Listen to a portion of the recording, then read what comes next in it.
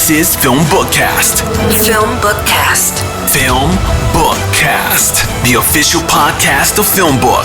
Get ready for the latest in film news, TV show news, and theatrical reviews. FilmBook's podcast starts now.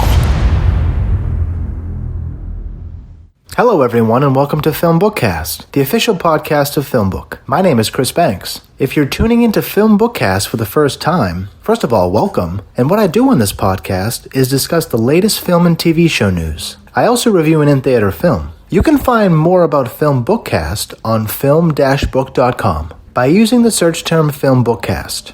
You can also email us at podcast@film-book.com with FilmBookCast in the subject line. Let's jump right into the news this week. Now let's check out some TV trailers.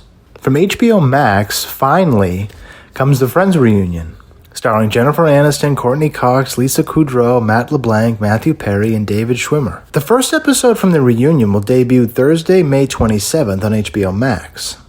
From the trailer, it's going to be very emotional. We had these friends back in the 90s, and all of a sudden, they're back on HBO Max. Check out the Friends Reunion trailer. In more TV trailers this week comes the third Loki sneak peek. Titled Miss Minutes, the trailer lets us in to see that Loki's been trusted with weapons. Nothing can go wrong, right?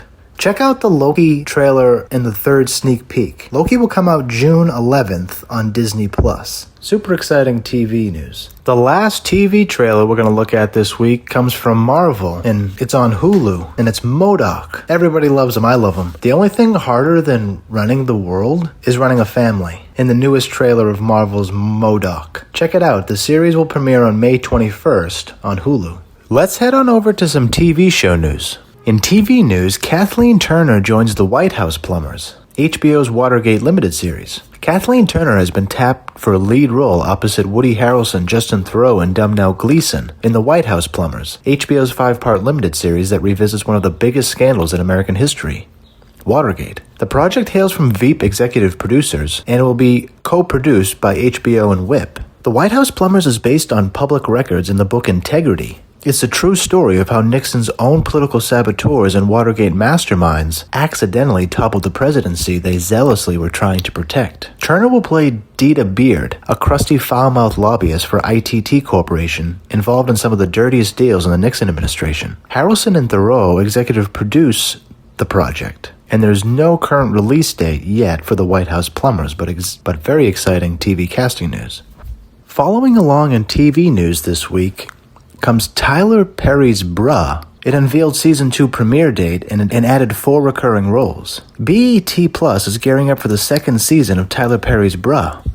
The 19-episode dramedy returns for Season 2 on Thursday, May 27th, with 3 episodes to launch, then moving to a weekly release every Thursday thereafter. Sean Vaughn, Kay Tan, Liz LaFontaine, and Ebony Mayo has been added as recurring cast, joining stars Barry Brewer and many others. The streamer also released the official trailer for Season 2. Check out the Season 2 trailer for Tyler Perry's Bruh. In some more TV news, Ridley Scott's HBO Max sci-fi drama Raised by Wolves has added 6 new characters for Season 2. Peter Christopherson, Selena Jones, Morgan Santo, James Harkness, Kim Engelbrett, Jennifer Siang has joined the Season 2 cast of HBO Max's Raised by Wolves, Ridley Scott's sci-fi drama. Created by Prisoners creator Aaron Guzikowski, Raised by Wolves centers on 2 androids tasked with raising human children on a mysterious virgin planet. In Season 2, android partners mother and father, along with their brood of 6 human children, join a newly formed colony in Crypt 22's B mysterious tropical zone. But navigating this strange new society is only the start of their troubles, as Mother's natural child threatens to drive what little remains of the human race to extinction. Christopherson will play Cleaver, a devoted atheist soldier, veteran of the war on Earth, whose only friend is the supercomputer he's been sworn to protect. Jones will play Grandmother, a godlike android built thousands of years ago by members of a lost civilization that exited on Kepler's 22b. Santo will play Vril, a fully humanoid android custom built to look and behave just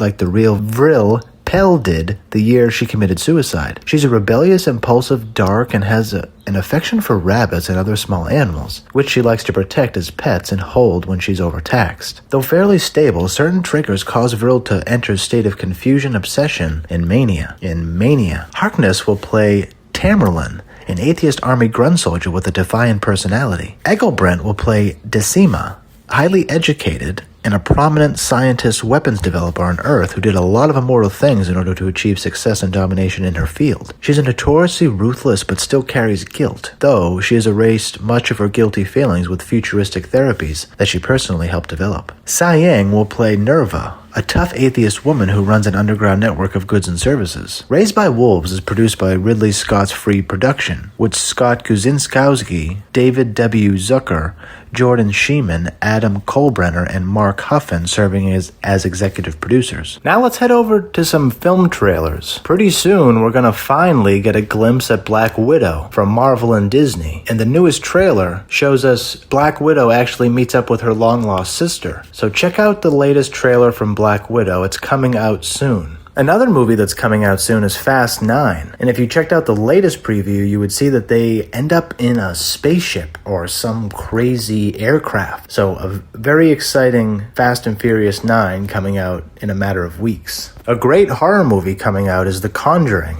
The Devil Made Me Do It. The previews are insane because it juxtaposes technology with old school cinema in a way that I've never really seen before. I'm very excited for The Conjuring, The Devil Made Me Do It. Let's head on over to some movie news. In film news this week, Steven Soderbergh's No Sun Move gets a Tribeca Film Festival centerpiece slot. Plus, we got a first look at the teaser and some photos from the film. The Tribeca Festival said Thursday that Steven Soderbergh's upcoming crime drama No Sun Move will have its world premiere at the Centerpiece Gala at this year's festival. It's set to run June 9th to the 20th as it celebrates its 20th anniversary of the Tribeca Film Festival. The outdoor premiere will take place June 18th at the Battery in New York City, with the festival saying members of the cast will make an appearance at the live event. Set in 1954 Detroit, No Sun Move stars Don Cheadle, Benicio del Toro, David Harbour, Ray Liotta, John Hamm, Brendan Fraser, among many, many others. The plot centers around a group of small-time criminals who are hired to steal what they think is a simple document. When their plan goes horribly wrong, their search for who hired them and for what their ultimate purpose weaves them through all echelons of the race-torn, rapidly changing city. Ed Solomon wrote the script. The film will debut July 1st on HBO Max. In more film news, Kate Hudson joins Daniel Craig in Knives Out 2. Kate Hudson has joined the growing ensemble of Knives Out 2, which Netflix recently landed the rights to. Daniel Craig returns to star with Kathryn Hahn, Dave Bautista, Leslie Odom Jr., Edward Norton also recently joined the cast. Deadline first reported in March that Netflix was closing a deal north of $400 million for the next 2 installments. Ron Johnson is back to write and direct the picture and will produce with his partner Ram Bergman. Daniel Craig will reprise the role of the super sleuth Benoit Blanc. Plot details are unknown, other than Craig returning to solve another mystery revolving around the large cast of suspects. It's unknown who Hudson will be playing in the picture, but exciting casting news for Knives Out 2. It's set to start filming this summer in Greece. In more movie news, there's a new union in town. The Producers Union. It's the first all-new Hollywood labor union to be formed in decades. More than 100 indie feature filmmakers have unanimously ratified its constitution, and more than 300 have signed letters of intent to join. After decades of working without basic protections, low and inconsistent wages, no employer healthcare contributions, and an industry and insistence that they should work for free to demonstrate their commitment, film producers are taking a stand, the organization said in a statement. Many of its leaders are members of the Producers Guild of America, but the PGA is a trade association, not a union that collectively bargains for its members. The PGA, they say, is supporting their efforts to gain recognition from employers and sign their first contracts. The new union is currently only open to producers of feature films, but plans to expand their membership to also include producers of documentaries and TV shows in the future. All right, time for this week's movie review. For this week's movie review, we're going to check out Spiral from the Book of Saw. The original title was from the Book of Saw, but it's just called Spiral. It just came out in theaters. It's directed by Darren Lynn Bousman. It's written by Josh Stolberg and Peter Goldfinger. It stars Chris Rock, Samuel L. Jackson, Max Minghella, Marisol Nichols, and many others. Kind of jumps... I mean, we know from the title that it follows along in the Saw franchise. But what is Samuel L. Jackson and Chris Rock doing in this movie? Right? I'm not sure why the reviews are so bad, because I'm happy to report that it's a fun ride. You know, I'm a big Saw fan, especially the first and second ones. The first Saw was a really big movie, and I've watched all of them. Maybe not the last one. But when I saw the trailer for this, I was very excited. Especially, I saw it in IMAX, and that adds to why I think the movie was good. Chris Rock plays a detective. The story of Chris Rock's character is actually very well done, and Samuel L. Jackson plays his dad. He's also a cop. Samuel L. Jackson is a retired police sergeant. His son, Chris Rock, is now a lieutenant detective, or whatever the title is. He's a detective. The movie gives us backstory on Chris Rock, who plays Detective Zeke Banks. We get a backstory about how Detective Banks turned in bad cops and he was treated bad for it. So I think right there, that the Josh Stolberg and Pete Goldfinger did a great job incorporating the times that we're in and kind of piggybacked on top of the Saw franchise. And I think it is well done. The horror in it is brutal. Like the what you go to see when you go see this movie is brutal. You know, sometimes I have to look away from the screen because I just simply can't watch it. But that's why it's well done. They do a good job fleshing out the story about why Detective Banks is doing what he's doing, how he got to where he is, why his dad is revered, and how, you know, he came to be, you know, kind of like a vigilante, retired cop in his dad's eye. I mean, in Detective Banks' eyes. Eventually, Detective Banks gets a new partner played by Max Minghella, and his name is Detective Shank.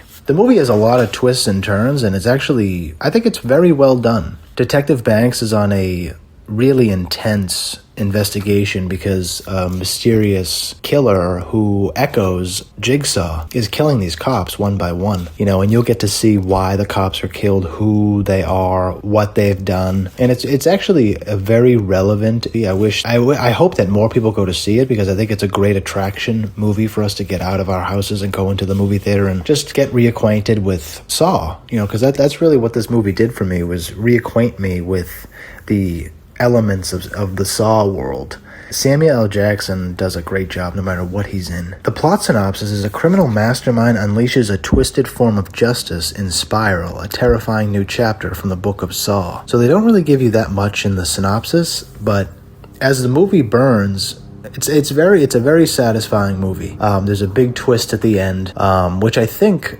is echoing like the Saw franchise, because I'm pretty sure there was a lot of twists and turns in Saw 1, 2, 3, etc. And you may be saying that Chris Rock, what is he doing in a serious horror movie? And in some aspects, I would agree with you, because he does tend to overdo certain things, but to be honest, I think it's really well done. I like how Samuel L. Jackson and Chris Rock are in this. The way that their relation to one another, how they acted off of one another was very good. The movie ends with it's a very open-ended ending, so I'm sure that we'll get another chapter, which I'm satisfied about. You know, I'm not, it wasn't a great movie. It wasn't unbelievable. It wasn't as good as the first or second Saw, but it was good. You know, it was good for what it was. Darren did a great job. Josh Stolberg and Pete Goldfinger, I thought, really incorporated our current social elements and weaved it into the legacy of Saw in a great way. I think that the next chapters should look to be a little meatier, right? A little more suspenseful. Better writing, right? If Josh and Pete write the second one, they have to... There's what's so great about the first Saw is the story,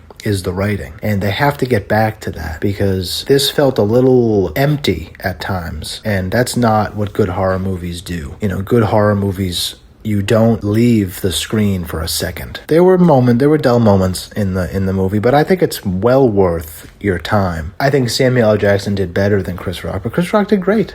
You know, Chris Rock, I liked seeing him in this capacity. It was good. I'm looking forward to seeing him. Hopefully he's in the other one. Max Minghella did a great job. Marisol Nichols did a great job. Everybody did a great job. It was really well done. It just that sometimes, I'm not sure if it's the director or the writer or the cinematographer, but just some certain choices weren't good. Other choices could have been made to make it better. Overall, Spiral from the Book of Saw was pretty good. I recommend seeing it. I'd probably give it a 7 out of 10, maybe a 6.5 out of 10. If a horror movie makes me look away from the screen, then it's doing its job, right? And maybe you have a bigger palate for that stuff than me, but I had a great time. It's very short. The movie's very short. It's not more than an hour, and it's an hour and 33 minutes. Have fun seeing it. Get back out in the theater. See it in IMAX if you can. I have the AMC A-list, so I see everything that's out. And I recommend everybody to get that A-list from AMC because it's smarter. You know, I paid more money than this when I was a kid going to the movie theater. And you get to see 3 IMAX movies a week if there are playing. So it's actually a really great deal. I recommend everybody to get the AMC A-list, and let's get back out to the movies and have fun.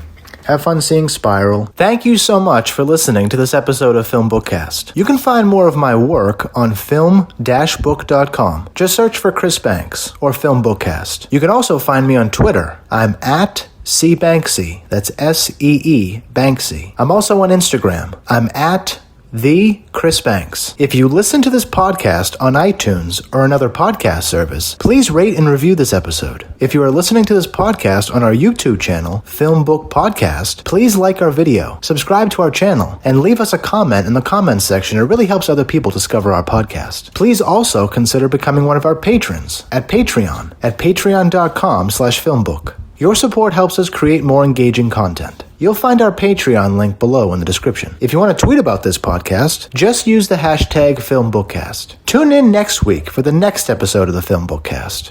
Thanks for listening, everyone. We'll see you then.